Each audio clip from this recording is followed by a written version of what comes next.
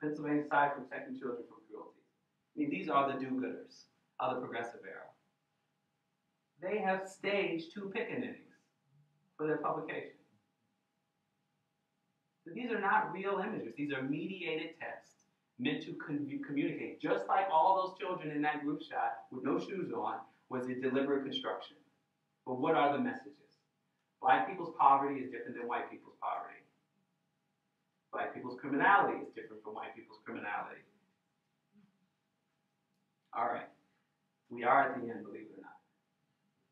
So I love this shot because this is part of the counter-narrative that Black people construct in the 1920s. And this coincides with that first generation of Black folks to go to college at a massive scale. So we're talking about Zora Neale Hurston, who will become the great Black folklorist, writer, and anthropologist. We're talking about the era when Elaine Locke edits this volume called The New Negro in Survey Graphic, which brings to life all of these amazing. Elaine Locke was a Howard professor, first Rhodes Scholar at philosopher at Howard University. I don't want to go down the history of the Harlem Renaissance, but okay, this is a moment where there's a whole lot of educated Black folks who can now change the story. And they have spent a lot of time and a lot of ink changing the story. And what you see here is one reflection of that change story, which is a political satire in a Black weekly called the Philadelphia Tribune. And look at what we see. So, same problem, Black folks, Black men in prison, right? No different from 1890 analysis to 2013. We still got a brother behind bars. And as resonant then as the cover of Michelle Alexander's book, The New Jim Crow, which many of you know about, but if you don't, look it up. Important. It probably will go down in history as one of the most read books of this period of history by a Black person, period. So, particularly nonfiction, as opposed to Act Like a Man.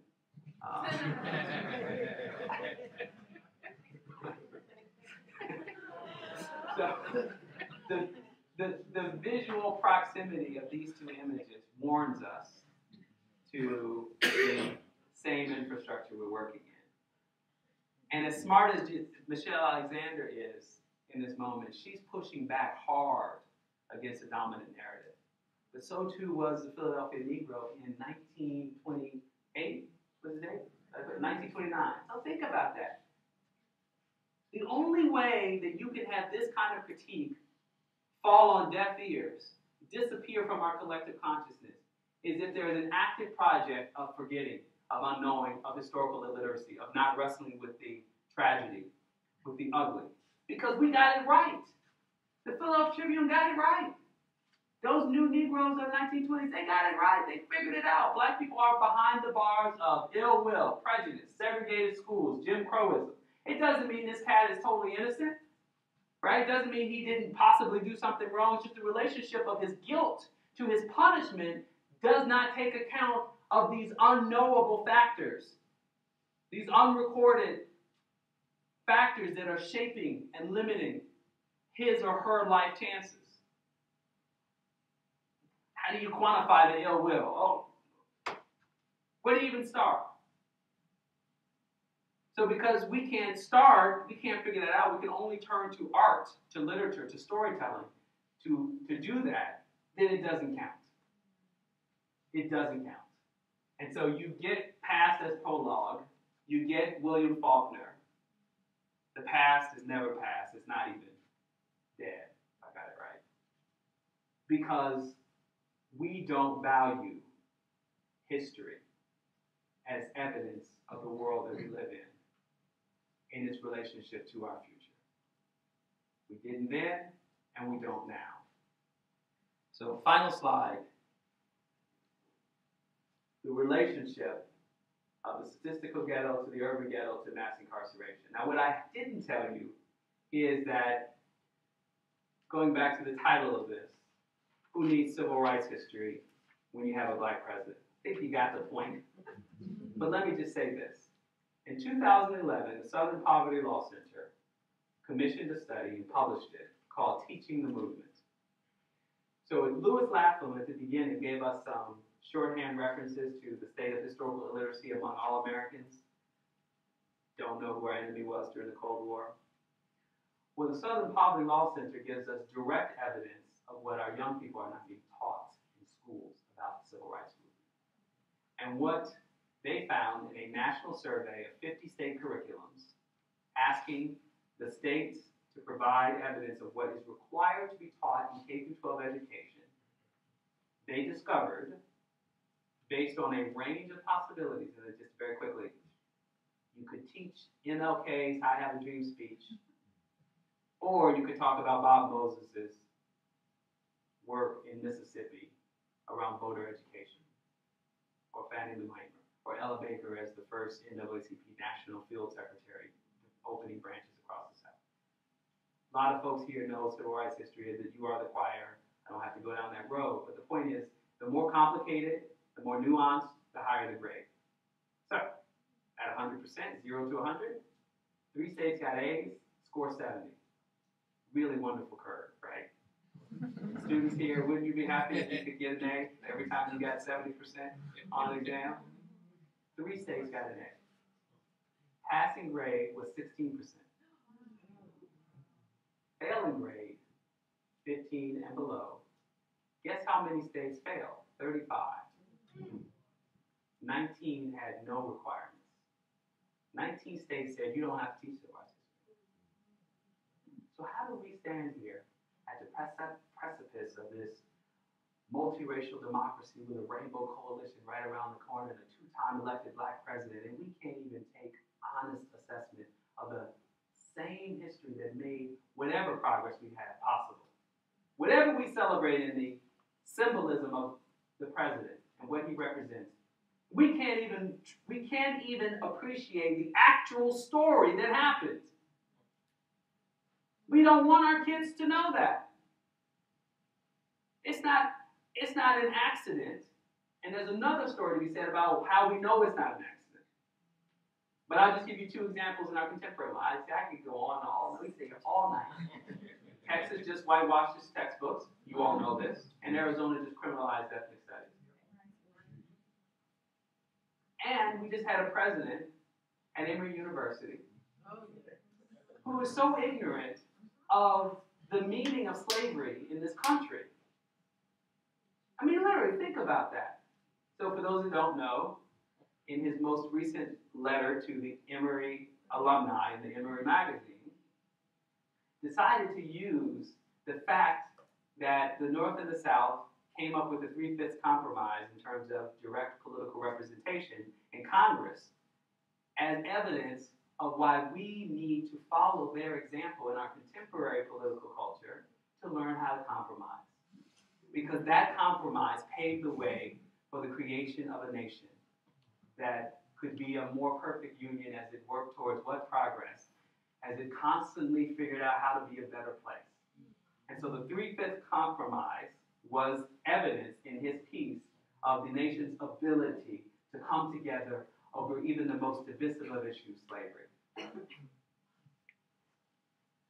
I mean, we could ask the question rhetorically, do we want this nation to be a nation so desperately that we had to define enslaved Africans as property and then give to the South more political power as a compromise so that they could essentially leave the nation until the first sounds of war erupted? But he was completely oblivious to this. Why? Because our political culture and our educational culture has never fundamentally come to terms with nor wrestled with the actual history of slavery in this country. And it sounds tired. It sounds old, as our president would often say, I am not reliving the old fights and arguments of my parents. Well, that's the problem. Because the fact that we don't fight those fights means that the people who won a long time ago keep on winning. It is not in our best interest to say, let the past be the past. Why bring up that stuff? It's divisive. I'll stop there. I'm going to stop there. So, lessons to take away. Crime statistics are not colorblind or race neutral. And I'm just going to read them because we're done. They communicate racial ideas and ideologies. They shape the landscape of modern urban America. They mask white crime and pathology, reinforcing black stigma, hypersegregation, and the policies of mass incarceration. Would we live in a better world if we stigmatized white folks? Yes. I'll tell you why. Not because it would make it any more morally just, but it would stretch the limits of our capacity to punish. The simple fact that we can punish so many black and brown people is because we got room in prison for them. But if the white population were punished for the same behaviors at the rates at which we punish black folks with them, we would have a system bursting at its seams, and frankly, there'd be far fewer black people in it, because pound for pound, just like welfare and food stamps, white folks are on the dole. Crime statistics have no inherent reform or liberatory potential for anti-racist scholarship or public policy making. You cannot just cite a whole bunch of battery of racial disparity statistics and assume that they do the work. Translation, you can't just say that 1 in 3 black men is going to end up in prison a lifetime and expect people to rise up and storm the local precinct. Half of them will be like, yeah, because they're a bunch of criminals. So you can't assume just because you produce that data that it will do the work for you. You have to do the work. You have to tell the story. You have to tell the story. Left without the story that's already situated in a context that does the work. Historical literacy is fundamental to shaping knowledge and capturing the complexity of human experience. It almost seems anticlimactic to end on such a note, but questions?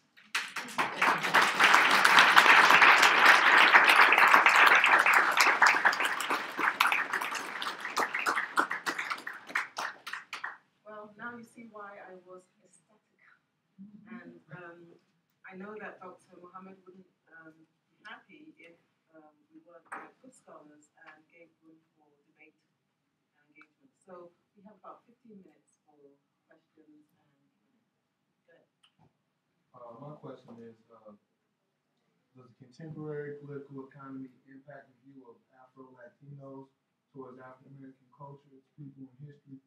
I pose this question in light of Obama's policy and the rise of the Latino bloc, as well as Arturo Schomburg's biography and mission, and Hubert Harrison's biography and mission, who helped him establish what is now the Schomburg Center. The jury's still out. I think that the infrastructure of information about black people is one that, if we don't do anything about it, is going to lead to Afro-Latinos and Latinos who identify as white to be hostile to the black community. And as the largest minority group, that poses a problem for black folks in the future. I mean, you could potentially end up with Latinos representing, if we use colonialism as a analogy, you could say that they would be the coloreds. Although numerically it doesn't work because they will be a dominant population, but essentially that they're the colonial mediators between a small elite white population that still has the capital. It's going to be a long time. The demographics of white folks is one thing, but their money is something entirely different. Entirely different. And so a white elite with resources will learn to manipulate and or to join in Khalil. I don't want to say that there's a false consciousness here, because I think Latinos are perfectly capable of adopting a very racialized view of capitalism that sees black people as the enemy and whites and those who identify closer. I mean, Latino culture is very complicated, as you well know. Latin America is a perfect case in point. So the short answer to your question is that history, it's not well known. And those alliances and those collaborations are not well known. In which case, there's an opportunity. It's both a challenge and an opportunity. How do you tell those stories in such a way that the very predicate for large Latino migration to this country, not just Mexico, but Central and South America, are predicated on the sacrifice and contributions that black folks, who have been influenced by Afro-Latino cousins in prior periods, did to expand democracy in this nation and to make it possible for others to join in this project, right? So you have to tell that story.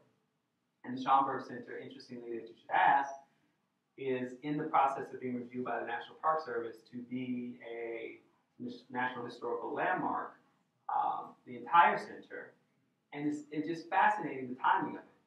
because they're doing it as part of an American Latino Heritage Initiative, which is the relationship to Sean.